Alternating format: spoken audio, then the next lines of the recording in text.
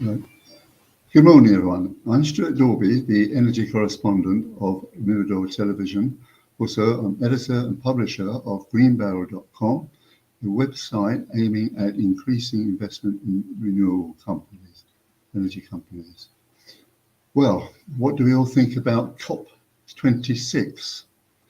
26 is the number because these kind of summits started in 1995. Now, we've seen a lot of voices and a lot of press condemnation of COP26, that it's the last possible chance to save the planet, that we haven't done enough and it's not going to work, it's not going to do anything like this.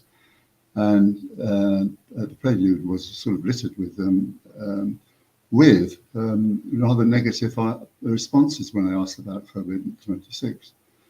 So what has happened, in fact? Well, after 2 weeks, going a bit like the EU, they had a final negotiation that went through the night, and it came up with what's known as the Glasgow Climate Pact, which was a very extensive document which seemed to touch all the bases in terms of methane emissions and solar passion, every kind of thing. When, at the latest possible hour, China and India sent a horse and cart through the whole pact by saying that they would only allow coal emissions to be phased down, when everybody was expecting that coal would be emitted,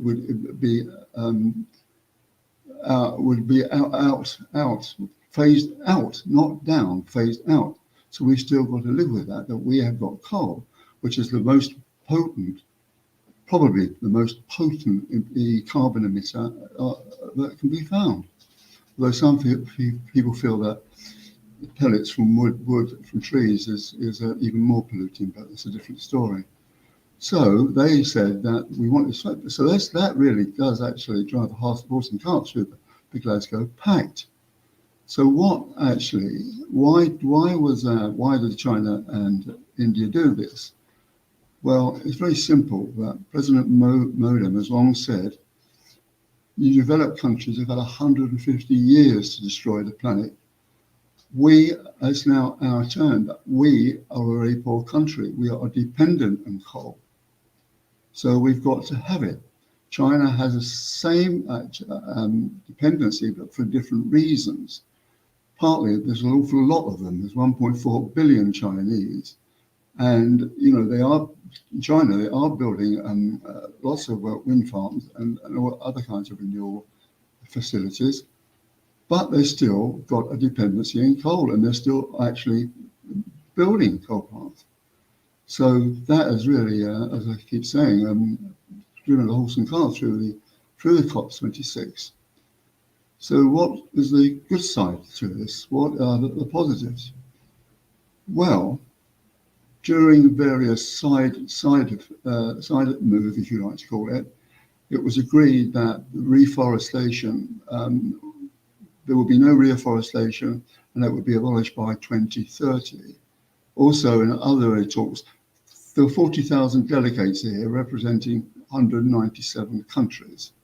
So you can't expect them all to agree with one another, just so. But in terms of the coal thing and what has been done already, is that the reforestation is not going to happen, and the reforestation is going to be phased out by 2030. And then also other little side wins, if you like to call them that, is that methane. Various countries have agreed that methane should be phased out by 2030, 2025, I think it is, as kind of some other fossil fuels. At the end of the day, though, I think the one triumph, or the one really good thing, is they've kept the notion of 1.5 centigrade. This was the level agreed at the Paris Summit 2015. This was the level where they felt that the climate could not rise above 1.5 degrees heat, and that would put all kinds of problems, the seas, the melt ice, and all kinds of flooding and things like that. So that is not dead, and hopefully over the next year, the various countries will actually come out with initiatives of their own and set much more strong targets. And then there will be another meeting in about a year's time, which will actually probably say, it's too late to save the planet, but there you go. But that is something that we can actually say has been a win rather than a loss, like the Chinese and India's move. So let's see what they do over the next year. It's hopefully that they will come up with some. There will be some things like great movement in the storage and also phasing out more kinds of things, like not only methane but all kinds of other pollutants. So and then see what they can come up with in a year's time. But time is running out. You have to say, and it has a worry and. But that's where we are now. Okay, goodbye for a moment. Enjoy the rest of your day.